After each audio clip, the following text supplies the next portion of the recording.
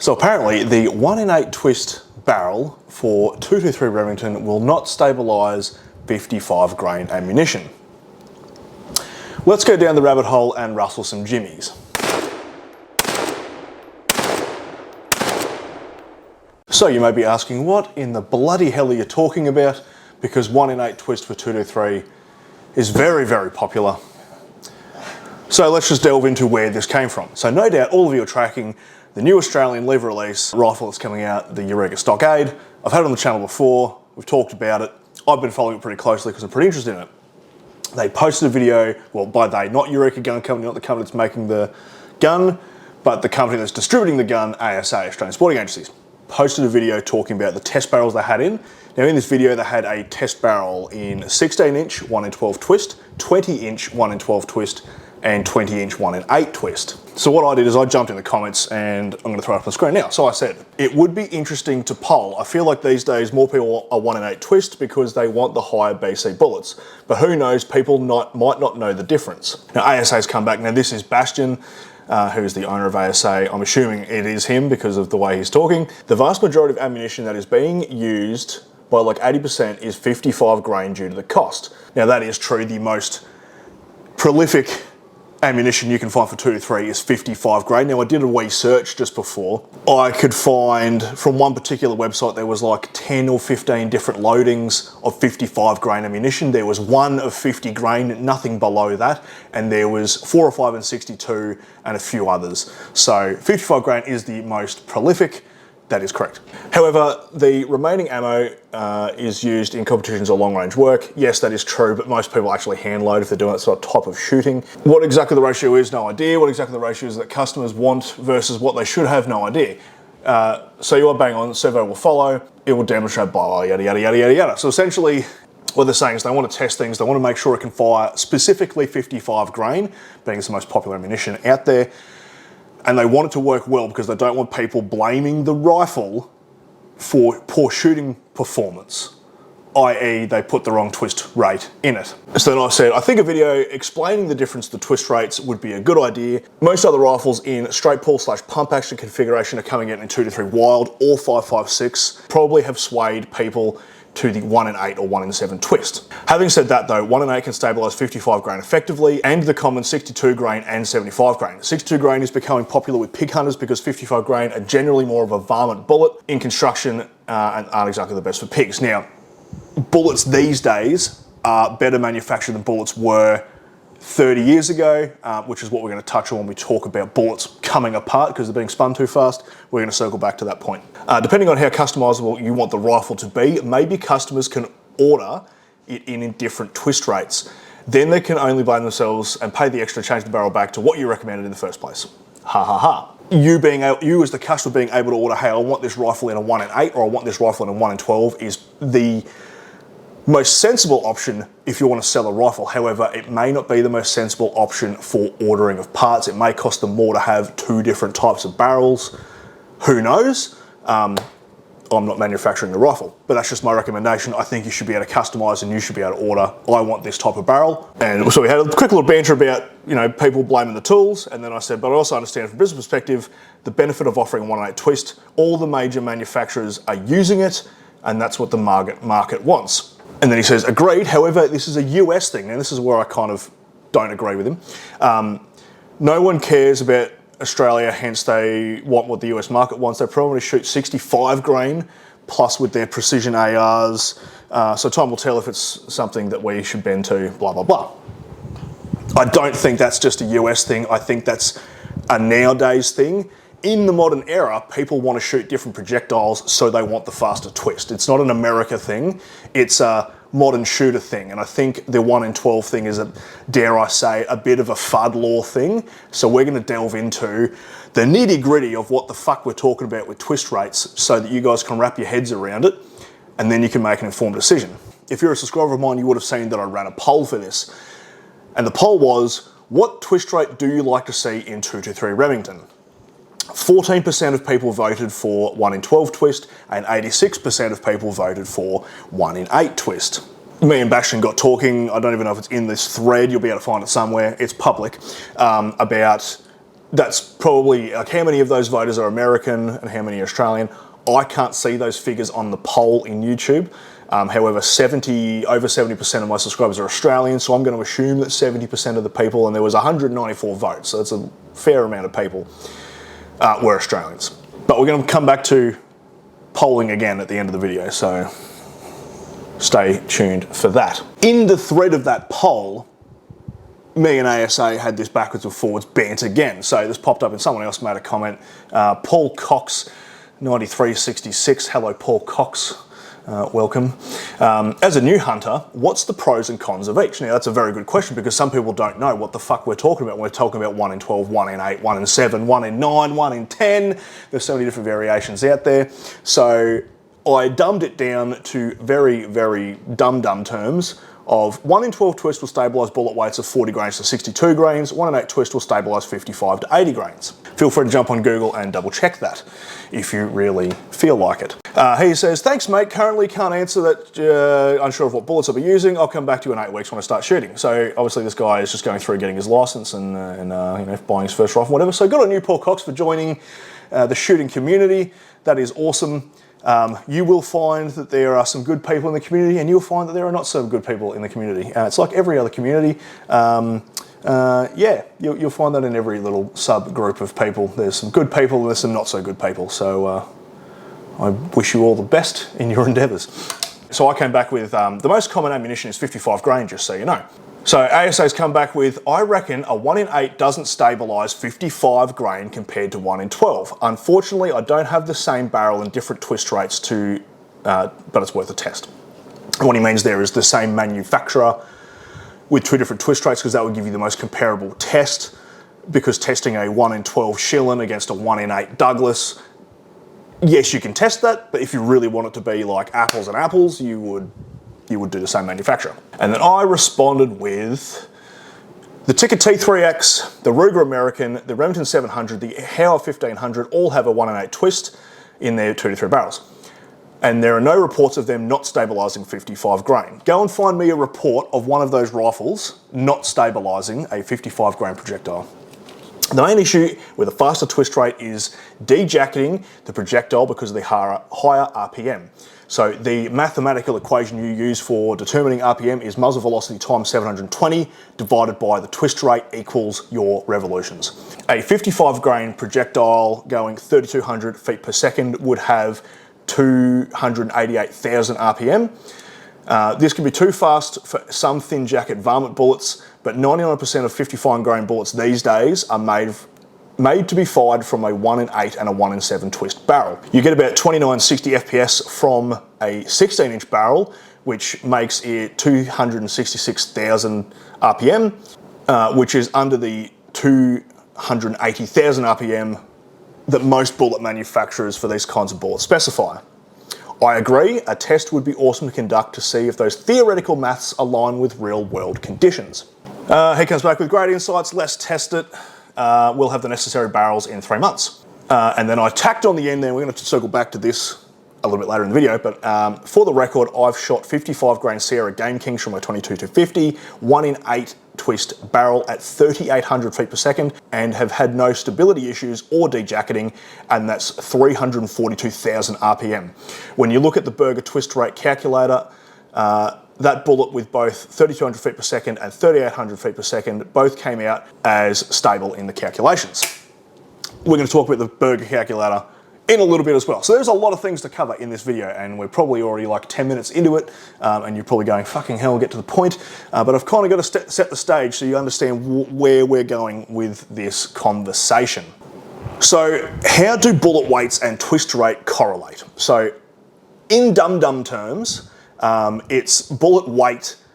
So the heavier the bullet, the faster it needs to be twisted. But it's actually got really nothing to do with the weight, it's more the length of the bullet. In general terms though, you change the weight of the bullet because it can't get fatter because it's a specific caliber, right? So it has to get longer. Then when you talk about different things the bullets are made of, then obviously that can change as well. Now, just to prove the point, I have 2 358 caliber bullets here.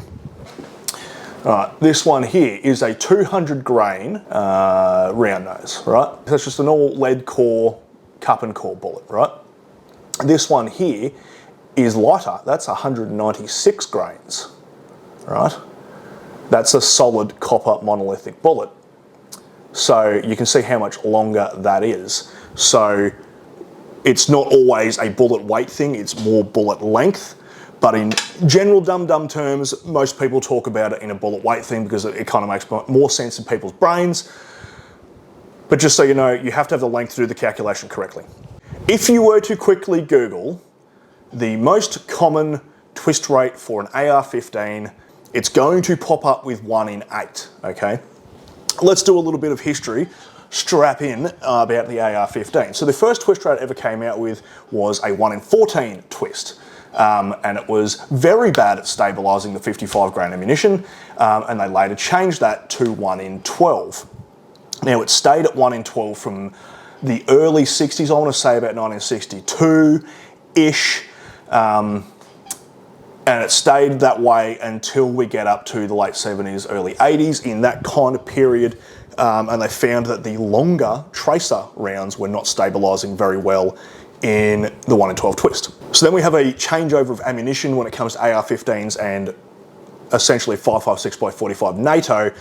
We have a change from the M193 ball ammunition to the SS109/M855 ammunition.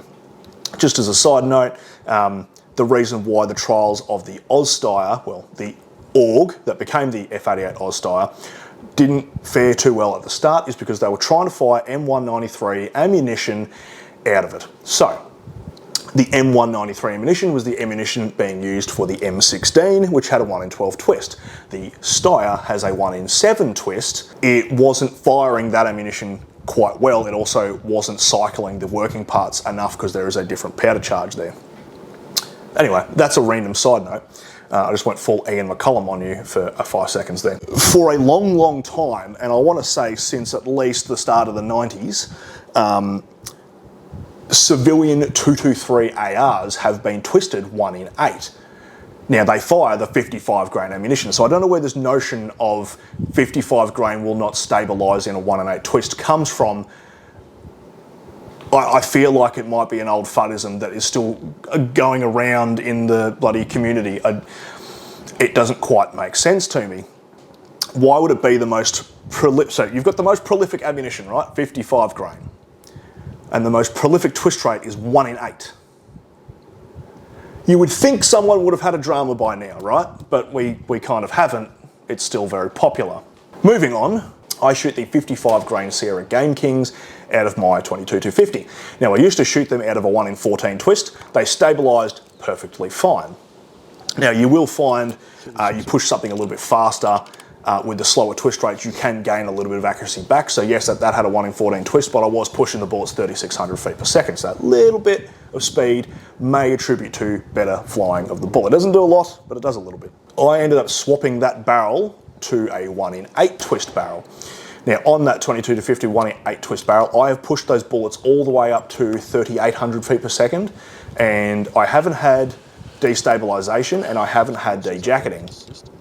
So if I can push that bullet 3,800 feet per second and don't get any ill effects, so I'm sure that at 3,200 feet per second, which is around the max you're going to get out of 223 Remington, that it would be fine. Now when we're talking about 16-inch barrels, we're looking more at like 2,950-ish, so anywhere between 2,950 and 3,200. Now the good thing about the 1 in 8 twist on that barrel, and the reason I did it, is I shoot 80 grain burgers out of that barrel, and then I can go down to 55 grain Sierra Game King. So it's my Fox gun, but it's also my target shooting / competition gun. So it does both. So the versatility of 1 in 8 twist is a lot better. So that's just a point to note. Let's talk about this ballistics calculator, right? So I did a few calculations and we're gonna whack them up on the screen as I'm talking about them. If you haven't seen the Berger stability calculator, down the bottom there it has unstable, marginally stable, and comfortably stable. If it's in the unstable portion, it might not be keyholing, but at range, the further you shoot, the less stable it's going to be. It's going to be less accurate. Marginally stable means, yeah, it is stable, but at range you could have ill effects of it not being as stable, which means bigger groups, which means bigger misses at further range.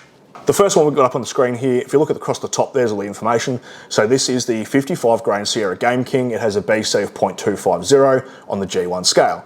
Its caliber is 0.224.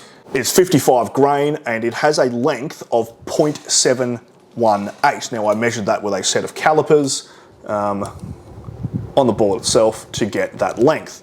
Now it does say in this calculator here, if you hover over the question mark, it will say you can do some funky maths to extrapolate the length if you don't know the length, if you haven't actually measured it.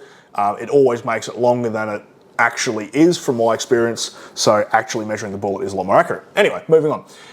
This is for a 16-inch barrel, so we've got 2960 feet per second, which is the theoretical fastener. This is the theoretical speed you would get out of the Eureka Stockade with a 16-inch barrel. The barrel is twisted 1 in 12. Now you can see down here on the stability analysis that it's at the very top end of marginally stable, almost into where we want it, which is comfortably stable. If we step up again and we go to the max it's going to be, which is 3,200 feet per second, back with the 1 in 12 twist, we can see that that has jumped its stability up ever so slightly, just to the very top edge of marginally stable. Now, you know I said before, velocity can help you if you've got a bullet that is not being stabilised effectively or efficiently. Pushing it faster can make it a little bit more stable. We've seen that here in this table. All right, so if we change that over to the same bullet, going the same speed in a 1 in 8 twist, you can see it's the very top of comfortably stable.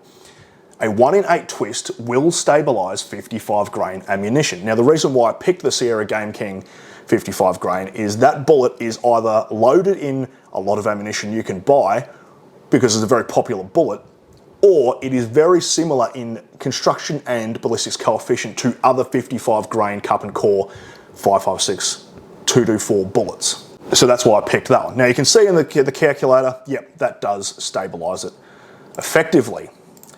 Now if we step up again, and here you can see at 3,200 feet per second, the 1 in 8 twist, we're still sitting at the maximum there. It's comfortably stable. So no matter what speed we're pushing that, in 1 in 8 twist, it is stable. All right, we then go to a 40 grain bullet, which is fucking light, although I do know a lot of like varmint hunters, when they're using 223, will load a 40 grain bullet. I had a hard time trying to find 40 grain ammunition readily available. Like I did find a couple of things here and there, but readily available 40 grain ammunition factory is kind of hard to find. That's neither here nor there. Going 3,700 feet per second in a 1 in 8 twist, it's comfortably stable. Now I think you will find that that would probably de-jacket. That 40 grain bullet I'm using for this calculation is this little guy here, which is a Hornady bullet, and it's fucking tiny. It's a VMAX, and the VMAXs are notorious for having very thin jackets. So I think at 3,700 feet per second in a 1 in 8 twist, it would probably de-jacket. Let's quickly do the maths on that, right? Just so we're on the same page. Now I didn't pre-prep this part. I've got notes and everything, but I didn't think of doing the calculation, so I'm just going to whack my calculator up now, and we will get into it. So if we have 3,700 feet per second times by 720 equals a lot, and then we divide that by a twist rate, divided by 8 equals, that's 333,000 RPM. I think that may de-jacket it, because it is such a soft jacketed bullet already. And then we look at the same bullet, so the 40 grainer, 3,700 feet per second. We look at the 1 in 12, and where's it sitting? In the middle of marginally stable. So 1 in 12 twist just doesn't really seem that great to me. I don't know, this fascination with fucking 1 in 12. So obviously theoretical maths is not real world application. I kind of said that in my YouTube comment. So it would need to be tested, right? However, I don't see any evidence that the 55 grain ammunition will not stabilise in 1 in 8. I don't see it anywhere. I can't see any anecdotal evidence that that is a fact. And it has been stated that it's a fact. So if you have the facts, I would love to see them, because everything that I dug up pointed the other direction. That's about all I've got for it. What I want you guys to do to help me out. So actually, it's not even really helping me out. It's helping yourselves out, right? The makers of this rifle are genuinely interested in what the target market want out of the rifle. We've done the poll. Let's do it again in the comments, because I know for a fact they're going to come and read the comments. What do you want to see in the Eureka Stockade? Do you want to see a 1 in 12 twist, or do you want to see a 1 in 8 twist? I feel like I've kind of shit all over the 1 in 12 twist. The 1 in 12 twist is perfectly fine. It will shoot that ammunition. It will shoot 55 grain ammunition, and it will group well. It will be accurate, but you will not be able to go higher than 55 grain. You might maybe get into the 62 grain range, and it may work, depends on the specific bullet. But generally speaking, you can't really go higher. Whereas the 1 in 8, you've got a bit of flexibility there. You can go 55 grain. You may be able to go smaller if you push the bullet slower, and then it won't dejack it. But you can also go higher. But then again, who buying a Eureka Stockade is going to be shooting 80 grain burgers? Probably none of you, because by the time you load it down to magazine length, it probably will be going very, very slow. So, what I want you guys to do, jump in the comments below, and I want you to put brackets Aussie, or brackets American, or brackets New Zealand, whatever you are, before you make your comment, and I want you to tell ASA what you want in the rifle. Now, we have a unique opportunity here. This doesn't happen very often. Usually a manufacturer for a gun just goes, there's the fucking gun, take it or leave it. Whereas these guys are genuinely interested in what you guys want, because they want to make a rifle for your market, the market that you are in. So help them out, help yourselves out, jump in the comments below, put in your 2 cents. If you've got any anecdotal evidence that 55 grain will not stabilise in a 1 in 8 twist, I bloody want to know about it, so whack that in the comments too. That's enough from me. I'll see you next video, and hooroo.